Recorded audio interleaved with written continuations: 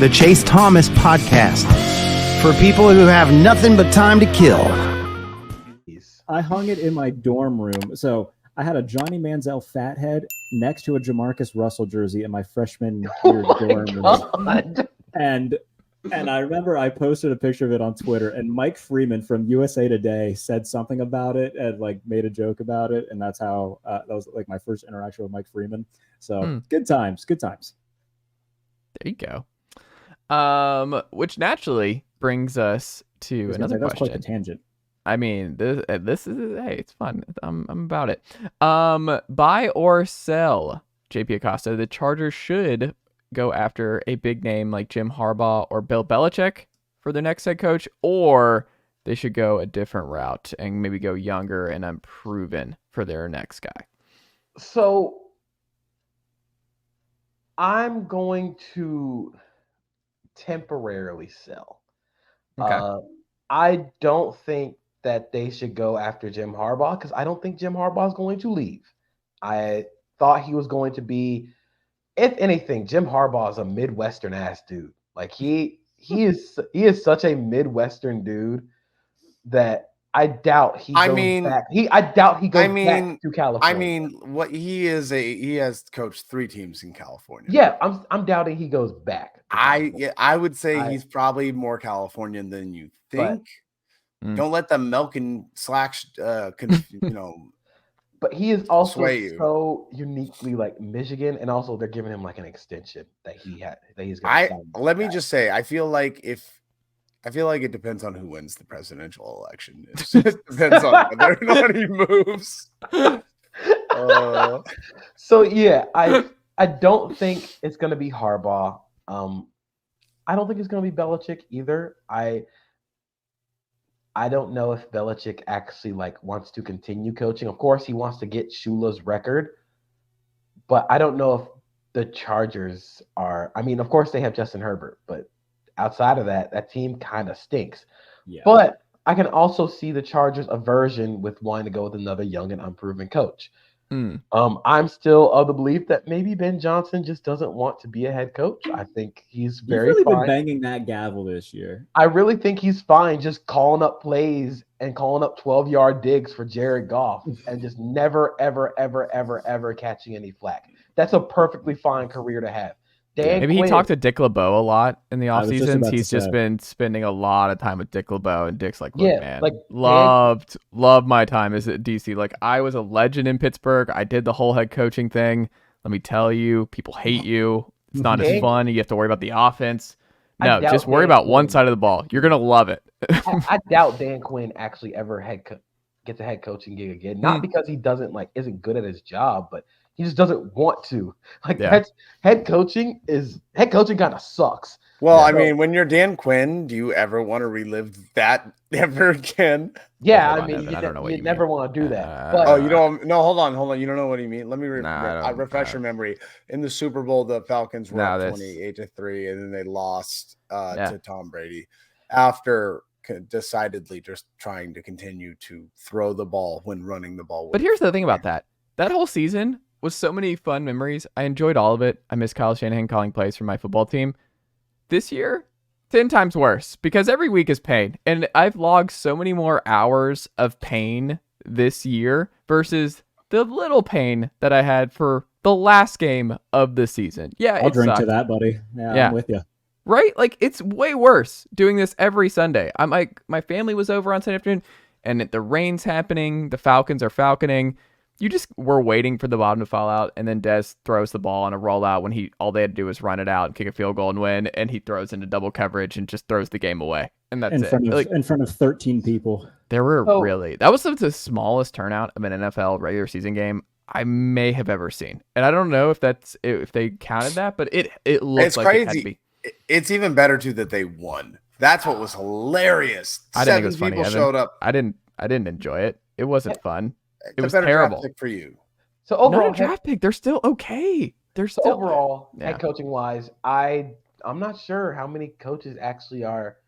Like, I'm not sure if this coaching pool is going to be super great. I mean, the best name available is probably going to be Mike McDonald, and while he is phenomenal, there's just a lot of unprovenness. Like he's only been a defense coordinator for 2 years in the NFL, and that like I think the Chargers will kind of get scared off by Brandon Staley, who also like had like 2 years calling defense at the NFL level.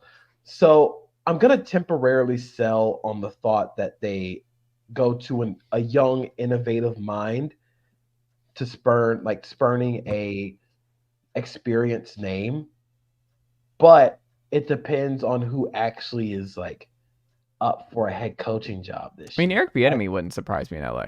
I think he's getting the Commander's job. I think that was part of. I don't think so. That's actually why I was going to say Bill. I think Bill ends up in DC. My gut tells me why, this. Yeah. Why he left the Chiefs to go to the Commanders, I think partially was I'm going to get this head coaching job as soon as this guy leaves. That's 3 jobs in the NFL that they did that. That's unprecedented because you have Dennis Allen doing that in New Orleans. You have Todd Bowles getting it now in Tampa Bay, and then you promote from within again there. You don't see that very often. Do you guys really think that Bill Belichick is going to actually continue to coach? I do think he wants to break Shula's record. I'm going to bet on him breaking it. I would bet. I think he wants to, but at the same time, man, I think he's also going to want to be the GM. And that's why I would, like, if I'm the Chargers, I wouldn't want to pursue Belichick because he's been an awful GM for the past 4 years. And you look at like what their money situation is next year, 58% of their cap is tied up into Khalil Mack, Joey Bosa, Keenan Allen, and Mike Williams. They still have to extend Rashawn Slater in the next. Can they get rid of those? Like they can get rid of Keenan, right? I think Keenan re-signs. Mike Williams and Joey Bosa are cap casualties. Do you think that Joey Bosa signs with the 49ers? Don't start this, man. I'm just asking you. It's not even a homer thing. Like listen, it's family. You know how they are. You know how those Bosas are, baby. Nick and Joey Bosa joining forces would be like Homelander teaming up with his son in season 4 of The Boys. Right. Yeah. Yeah. So, goodness gracious. I wonder if this is the job that a coach who hasn't been a coach for a while in the league now comes back and gets. Like, is this the Mike McCarthy hire for Dallas? Like, this is probably that's probably what you're going to end up doing. Marvin Lewis, come on down. I mean, I wouldn't hate it. I would always stand for Marvin Lewis. Underrated. Marvin Lewis is fine. Yeah, I mean, he didn't have any sort of playoff success, but I mean, he turned around a god-awful Bengals franchise, so good for him. And solid for a long time. Solid for that. Here's the thing. That's what Mike Tomlin's become, though, is Marvin Lewis. And I don't want Marvin Lewis, respectfully. So. Look at me all you want like that, JP. That's fine. As a Steelers fan, I've dealt with that. What if Marvin Lewis had been Roethlisberger for 20 years? Hey, Carson Palmer for a while. We have to end on this note. We have to. I'm surprised. I feel like you haven't seen it because I can't imagine. Jalen Hurts in the presser after the end of the game he mentions he doesn't think the team is committed enough right now. When asked what that means, he says, commitment. I don't have a dictionary on me now. Oh, this team is there's going to be a come to Jesus meeting. House of Cards, baby. There's going to be a come to Jesus meeting. Jalen Hurts. Enjoying all this. Oh, dude, are you kidding me? Frauds. Also, the difference between the playoffs between the NFC and the AFC this year is going to be just. I mean, I know where my eyeballs will be in January, and it's going to be every AFC playoff game and really nothing in the NFC. Isn't it crazy though how we halfway through the season we were like, wow, the Cowboys, the Eagles, the Niners, these look like some good teams, and right now it's like. The Niners get that first round bye. The beginning of the playoffs might be. Well, I don't think actually. I disagree because I do think ugly. I think there's some NFC teams that are going to squeak in like the wild card that might actually do some damage because the Eagles are collapsing. I think the Packers could if they can stay alive, but like the Rams are going to be fun if they get in, depending on who they play. The Rams, I don't want to agree with that because I'm division rival. Also, how great would it be for Stafford to beat Detroit? And they're Stafford going into Detroit and winning a playoff game there, or Detroit beating Stafford. I think this is the year that a 7 seed beats a 2. Oh, I agree. I think this is the we're gonna get the big upset. I mean, I think the Packers could beat the Eagles. As of right now, The Rams play the Cowboys as a 7-2 seed. The Colts play the Dolphins. The Vikings play Detroit, which we're going to see twice over the final portion of this season. Those two teams always play just non-normal football games too, so that would be interesting. The Bengals play Kansas City. I would be very cautious about that game if I was Jake Browning's not winning a road playoff game in Arrowhead. Hey, listen, man, they wrote him off and he didn't write back. Jake Browning might not win that game, but Jamar Chase and T. Higgins and that defense absolutely can win you a game in Arrowhead. Also, shout out to T's mom, by the way, on Twitter. That was Oak Ridge stand up. Oh, yeah. She's funny. And then the 4-5 games are the Eagles going to Tampa and then the Browns going to Jacksonville. So I feel like this is the year that there is a 7-2 upset. Browns Jags will be nasty. If the Bills get in as the 7th seed, like they don't have to win the AFC East, which is looking a little more slim right now just because the Texans pulled off a win with Case Keenum at quarterback and Jake Browning has played well. But in a world where they do get in, if they were to go back to Arrowhead, like I don't care what seed Buffalo is, I don't want to play them if I'm an AFC team. Who would you pick right now? Quickly, Bills at Miami and a 2-7. If the Bills get in the playoffs, I think they're going to the Super Bowl. Okay, so you got Bills beat Miami. Would you go that far, JP? Would you pick them over Miami? I think it depends on how healthy Miami is. While he thinks let's say they're healthy. They're fully healthy. I am going to pick Miami. Okay. Because I think Miami. But there's some hesitation there.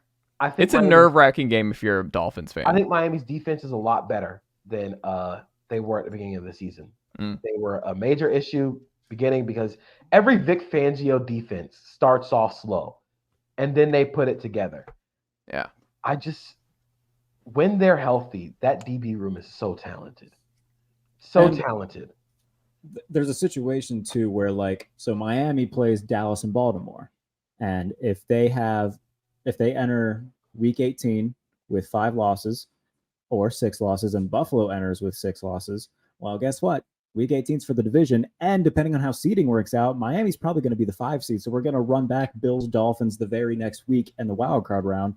So that's what I think is going to happen. And I think that if Buffalo runs sweeps them 3 times, that's a big statement, especially in division. So without doing any of the other games, if the Bills